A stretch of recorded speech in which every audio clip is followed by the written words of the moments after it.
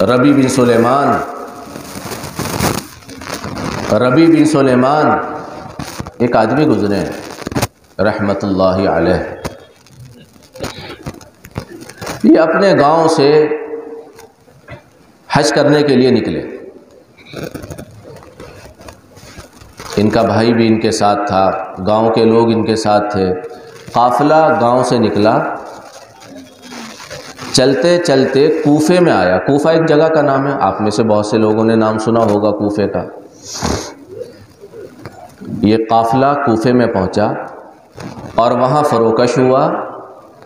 وہاں اس قافلے نے قیام کیا اور اپنی ضرورتوں کو پورا کرنے میں قافلے والے مشغول ہو گئے.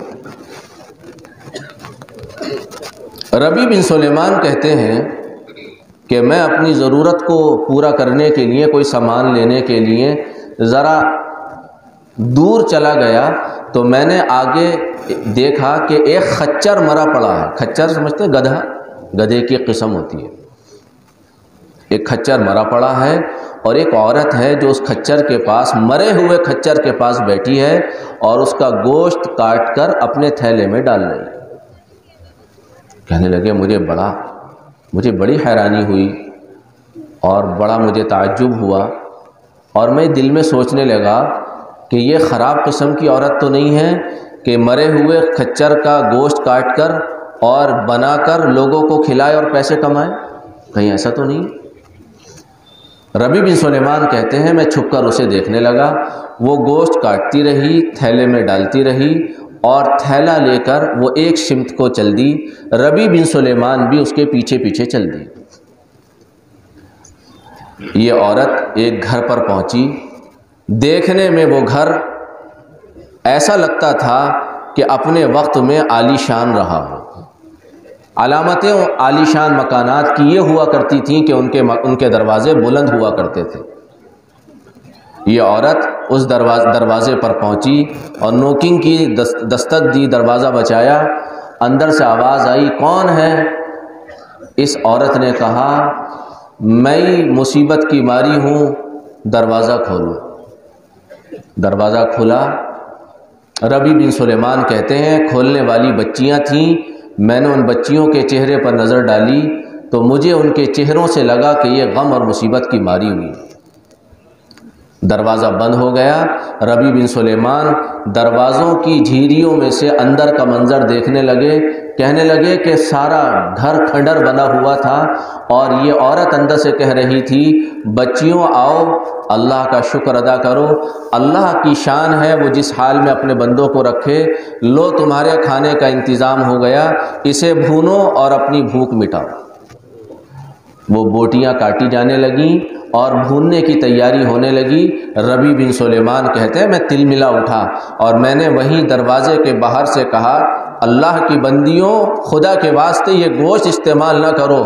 جہاں تک میری معلومات ہے مجوسیوں کے ایک فرقے کے علاوہ دنیا کی کوئی قوم مردار کا گوشت کھانے کو حلال نہیں سمجھتی.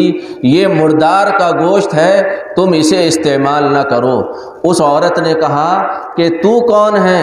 اس نے کہا جی میں پردیسی مسافر ہوں، میں ایک پردیسی مسافر ہوں. اس عورت نے کہا ہم تو خود مصیبت کے مارے ہیں اور آج چوتھا دن ہے، فاقوں پر فاقے ہو رہے ہیں، حالت اضطرار میں ہماری زندگی پہنچ گئی ہے اور یہ ایسا موقع ہے جس حالت پر پہنچ کر مردار کا گوشت حلال ہو جاتا.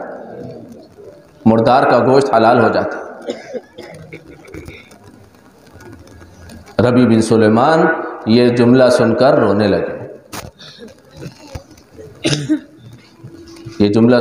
لگے. اس عورت نے کہا وہ پردیسی مسافر کان کھول کر سن، ہم کوئی دھوکہ دینے والے خاندان سے نہیں ہیں، ہم رسول اللہ صلی اللہ علیہ وسلم کے خاندان کے لوگ ہیں اور ان بچیوں کا باپ شریف آدمی تھا، شریف لوگوں سے ان کی شادیاں کرانا چاہتا تھا. 3 سال پہلے اس کا انتقال ہو گیا، بچیوں کی شادی نہ کر پایا، جو ترکہ چھوڑا تھا وہ سب ختم ہو گیا. آج ہمارے پاس کچھ نہیں، تو اپنی راہ لے، ہمیں اپنا کام کرنے دے۔ ربیع بن سلیمان فوراً واپس آئے اور راستے میں یہ طے کیا کہ مجھے سفر حج پر نہیں جانا۔ میں یہ بات اس پر عرض کر رہا، جب زندگی دین کا نمونہ بنتی ہے تو کیا حالات بنتے ہیں۔ قافلے میں آئے، اپنے بھائی سے کہا میرا حج کو جانے کا ارادہ نہیں۔ بھائی نے کہا نہیں بھائی، تم تیاری کر کے آئے، سارا نظام بنا کر آئے، اور حج کے یہ فضائل ہیں، حج کے یہ فضائل ہیں، پیدل جانے کے یہ فضائل ہیں، سواری پر جانے کے یہ فضائل ہیں، بہت سارے فضائل سنائے۔ انہوں نے کہا جی جو فضائل ہوں مجھے حج پر نہیں جانا۔ ربیع بن سلیمان نے اپنا توشہ لیا جو 600 درہم تھے، چاندی کے سکے، 100 درہم کا آٹا خریدا، 100 درہم کے کپڑے خریدے، اپنے احرام کی چادریں لیں، اپنے کپڑے لیے، اور جو 400 درہم بچے وہ آٹے میں چھپا دیے، اور بھاگے بھاگے اس گھر پر پہنچے اور کہا کہ یہ سامان تمہاری نظر ہے، اپنی ضرورت کو پورا کر لینا، اپنی ضرورت پوری کر لینا۔ ان لوگوں نے یہ سامان دیکھا، ربیع بن سلیمان کا یہ سلوک دیکھا، تو اس عورت نے کہا ربیع بن سلیمان تو نے ہماری مدد کی ہے، اللہ تیری مغفرت فرمائے، اللہ تیرے اگلے پچھلے گناہ معاف فرمائے، اللہ تجھے حج کا ثواب عطا فرمائے، اور اللہ تبارک و تعالیٰ تیری مدد فرمائے۔ ان میں سے ایک لڑکی نے کہا ربیع بن سلیمان اللہ تجھے ڈبل اجر عطا فرمائے۔ ایک لڑکی نے کہا ربیع بن سلیمان تو نے ہمارے ساتھ حسن سلوک کیا ہے، اللہ تجھے اس کا نعم البدل عطا فرمائے۔ اس میں ایک بیٹی نے کہا ربیع بن سلیمان تو نے ہمارے ساتھ حسن سلوک کیا ہے، اللہ ہمارے دادا کے ساتھ تیرا حشر فرمائے۔ ایک لڑکی نے کہا ربیع بن سلیمان تو نے ہمارا خیال کیا ہے، اللہ تجھے اس کا صلہ جلدی عطا فرمائے۔ ربیع بن سلیمان وہ دے کر واپس آ گئے، قافلہ چلا گیا، ربیع بن سلیمان وہیں ٹھہرے رہے۔ کہتے ہیں کہ قافلے کے واپس آنے کا زمانہ آ گیا، حاجیوں کے واپسی کا زمانہ آ گیا۔ جب پہلا قافلہ آیا، کہتے ہیں ربیع بن سلیمان رحمۃ اللہ علیہ کہ میں نے اس قافلے کو دیکھا تو میری آنکھوں میں آنسو آ گئے، اور میں نے اپنے دل سے کہا کہ تو وہ محروم القسمت آدمی ہے، اور تو ان محرومین لوگوں میں ہے جو دربار کی حاضری سے محروم کر دیے گئے۔ اور میں انہیں دیکھ کر رونے لگا، اور جب وہ قافلہ قریب آیا تو میں قافلے والوں کو مبارکباد دینے لگا، اور میں کہنے لگا تمہارا سفر حج مقبول ہو، تمہاری رمی جمرات مقبول ہو، تمہارا قیام عرفات مقبول ہو، تمہارا یہ عمل مقبول ہو، یہ عمل مقبول ہو۔ وہ قافلے والے کہنے لگے عجیب بات کہتا ہے ربیع بن سلیمان، کیا تو ہمارے ساتھ عرفات میں نہیں تھا؟ کیا تو نے ہمارے ساتھ شیطان کو کنکریاں نہیں مانی؟ کیا تو نے ہمارے ساتھ بیت اللہ کا طواف نہیں کیا؟ کیا تو ہمارے ساتھ مزدلفے میں نہیں تھا؟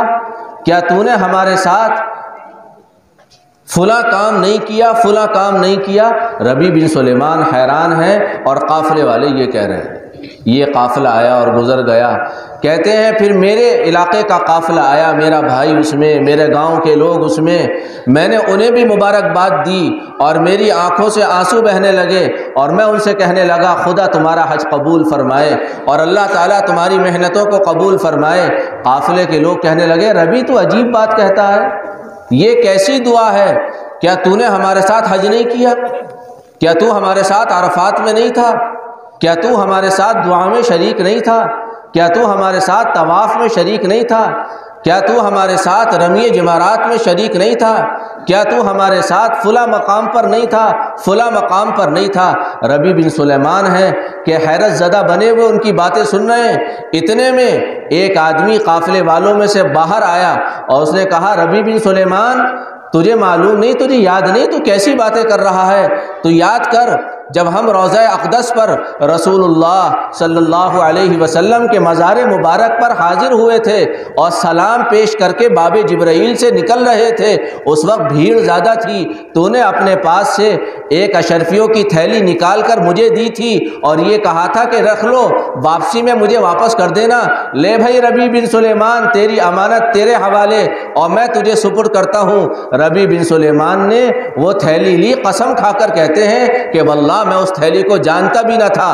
اس تھیلی پر لکھا ہوا تھا عربی میں، جس کا ترجمہ یہ ہوتا ہے جو ہمارے ساتھ سودا کرتا ہے وہ نفع میں رہتا ہے۔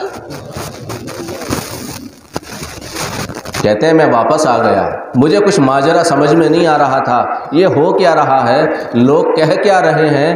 میں کوفے میں ہوں اور لوگ کہہ رہے ہیں طواف کیا ہے، میں کوفے میں رہا، لوگ کہہ رہے ہیں تو نے رمی جمارات کیے ہیں، میں کوفے میں تھا، لوگ کہہ رہے ہیں تو عرفات میں ہمارے ساتھ تھا، مزدلفے میں ہمارے ساتھ تھا۔ عشاء کی نماز پڑھی، اپنے وظائف پورے کیے اور اسی فکر میں آنکھ لگ گئی، اسی فکر میں آنکھ لگ گئی۔ ربیع بن سلیمان کہتے ہیں خواب میں رسول اللہ صلی اللہ علیہ وسلم کا دیدار ہوا، حضور کی زیارت ہوئی، میں نے آپ کو سلام کیا، آپ کے مبارک ہاتھ کو میں نے بوسہ دیا، آپ مسکرا رہے ہیں اور سلام کا جواب دے رہے ہیں، مسکرا رہے ہیں، سلام کا جواب دے رہے ہیں، اور آپ ارشاد فرما رہے ہیں ربیع بن سلیمان ہم کتنے گواہ قائم کریں کہ تو نے حج کیا ہے اور تو ماننے کو تیار نہیں، ہم اتنے گواہ قائم کر چکے ہیں کہ تو نے حج کیا ہے اور تو ماننے کو تیار نہیں۔ ربیع بن سلیمان بات یہ ہے کہ جب تو نے میرے گھرانے کے لوگوں پر اکرام کا معاملہ کیا، احسان کا معاملہ کیا، ایثار کا معاملہ کیا، تو تیرے اس عمل کی لاج رکھ کر، اس عمل کو قبول کر کے اللہ تبارک و تعالی نے یہ فیصلہ کیا اور میں نے یہ دعا کی، اور اس دعا کے نتیجے میں یہ نظام حرکت میں آیا کہ اللہ نے تیری شکل میں ایک فرشتہ پیدا کیا اور اس فرشتے کے ذریعے حج کروایا، اور یہ طے کر دیا گیا قیامت تک وہ فرشتہ تیری طرف سے حج کرتا رہے گا۔ زندگی دین کا نمونہ بنتی ہے، زندگی دین کا نمونہ بنتی ہے، لوگوں کی تکلیفیں دیکھ کر دل تلملاتا ہے، احساس بیدار ہوتے ہیں، اور احساس پر آدمی عمل کرتا ہے، اللہ کا غیبی نظام حرکت میں آ جاتا ہے، اللہ کا غیبی نظام حرکت میں آ جاتا ہے۔